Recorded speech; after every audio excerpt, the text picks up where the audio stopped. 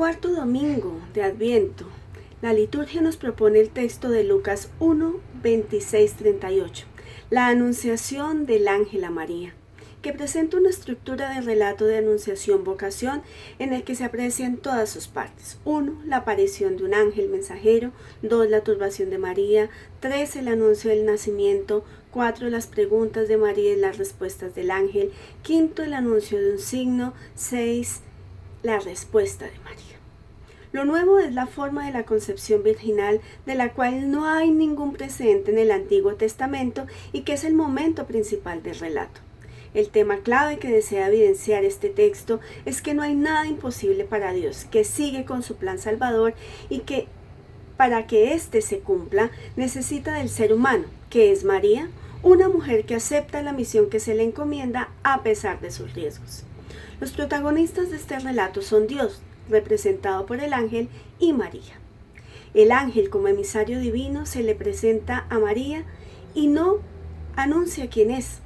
No lo necesita, ya que la joven no lo pone en duda. Actúa como un mensajero que no se permite improvisaciones para dejar bien claro que el protagonismo es de Dios. Hay un saludo inicial que se puede traducir por salve, una fórmula tradicional de introducción muy frecuente en el mundo semítico y en el griego. Y personaliza el sentido del texto, su etimología, porque indica que es una llamada a alegrarse. Luego añade que el Señor ha llenado a su interlocutora con su gracia, a la vez que promete su presencia y acompañamiento.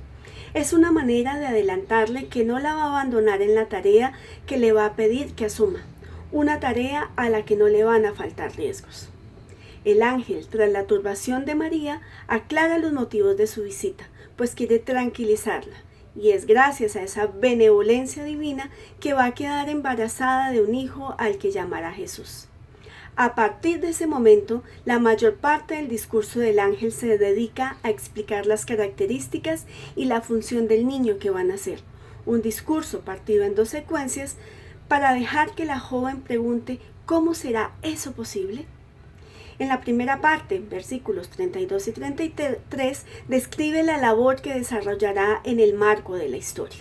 Y en la segunda parte, el versículo 35, le concede los títulos de santo y de hijo de Dios. En medio, la forma de la concepción que demuestra el poder de Dios y la relevancia que va a tener ese niño. El anuncio del nacimiento del niño va acompañado por el nombre que le debe dar al nacer. De nuevo, Dios se atribuye los derechos del padre de la criatura para con ello dejar bien clara la importancia que ese niño va a tener en sus planes.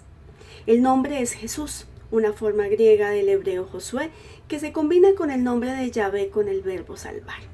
Su significado podría ser Yahvé salva o Yahvé salvará. Y en efecto, Jesús fue el salvador de su pueblo y de toda la humanidad. Tras el nombre propio y en cadena le da al niño una serie de títulos. Como vemos en la primera parte, le dice Jesús será grande.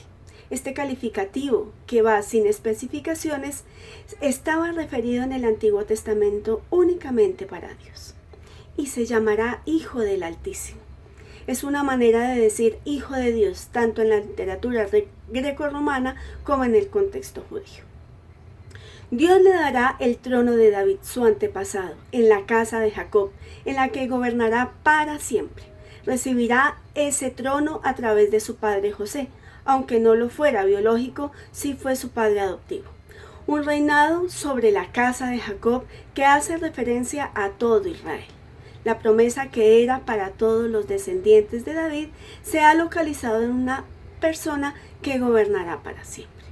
Con esta afirmación, Lucas se dirige a la crucifixión. No ha roto esa permanencia eterna. Son títulos que reflejan todas las profecías del Antiguo Testamento sobre el Mesías davídico, que tiene su origen en el oráculo de Natán, el rey David, y que fueron reelaboradas constantemente. Lucas, en este caso, hace una nueva aplicándosela a Jesucristo. En el cómo de la concepción de Jesús se encuentran verbos en futuro que mantendrá durante el resto del relato. Se habla de la bajada del Espíritu Santo que cubrirá a la joven con su sombra. La referencia al espíritu sugiere una alusión al poder creador de Dios presente en el espíritu.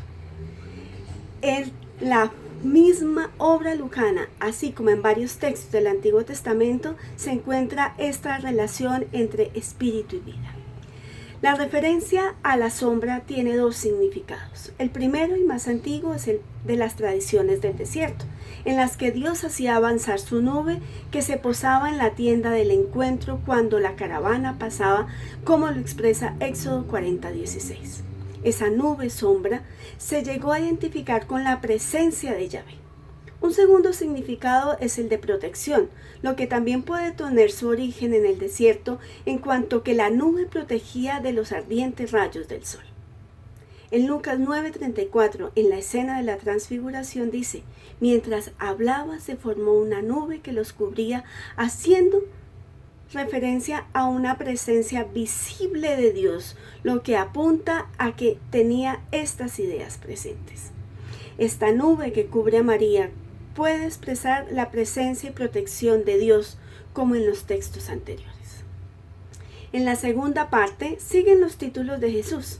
Lo llamarán consagrado, un calificativo que tiene su origen en la costumbre judía de que todo primogénito debía ser consagrado a Dios. Hijo de Dios. Está claro el paralelismo entre Hijo del Altísimo del versículo 32. Ahora, tras la descripción del cómo de su concepción, se puede decir que si antes era descendiente de David según la carne, ahora es Hijo de Dios gracias a su Espíritu. La otra protagonista del relato es María, y la definen por su relación con un varón, como era frecuente en esta época. La joven estaba desposada con José, un joven que era descendiente del rey David. Esa descendencia es la que iba a permitir que Jesús entrara en el mismo árbol genealógico, aunque fuera por vía de la paternidad de adopción. El texto no dice nada sobre qué hace María, ni dónde está, lo que nos permite considerarla como el nuevo templo, pues la presencia de Dios se aloja en las personas. Tampoco dice nada acerca de la piedad ni del linaje de la joven, pues se quiere enfatizar la humildad de la persona e incluirla entre los que tienen toda su confianza puesta en Dios. No es extraño entonces que al narrador no diga que la joven se turbó tanto por la visión del ángel, sino por las palabras que acaba de escuchar. Dios con ella y colmada de su gracia, parecía imposible. Hay dos frases más de María. La primera, preguntando sobre la posibilidad de su embarazo, ya que no conocía varón. La pregunta es curiosa para una joven cuyo matrimonio se va a consumar en breve, dado que todos los verbos del anuncio del ángel están en futuro. Lucas introduce el texto de Isaías 7:14 en el relato. El Señor mismo va a daros una señal. He aquí una doncella. Está encinta, va a dar a luz un hijo y le pondrá por nombre Emmanuel. Este recurso narrativo le permite dar más explicaciones al autor del Evangelio. Escuchada la segunda parte de la explicación del ángel, María vuelve a hablar. Esta vez da su aceptación a la propuesta de Dios. He aquí la esclava del Señor, cúmplase en mí su palabra. Da por supuesto que todo lo que dice el ángel va a ocurrir y no pide signos especiales.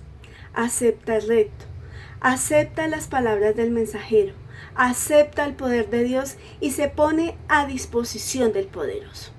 Ella, que es una persona humilde. Lucas está aquí prefigurando la postura que va a tener Jesús con su familia. Solo lo son aquellos que aceptan su palabra, como María. Con esto se la describe como la discípula ideal. Su importancia no está en ser la madre biológica de Jesús, sino en escuchar la palabra de Dios, el ángel, y aceptarla. Pero María está también conduciendo un importante elemento de género, pues en el Antiguo Testamento, salvo la figura de Ana, solo escuchamos que hay esclavos de Yahvé.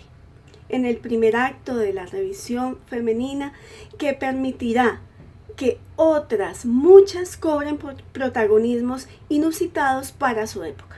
Incluso en el último acto del drama del Evangelio, dependa del testimonio no reconocido de unas mujeres que declaran la desaparición del cuerpo de Jesús crucificado.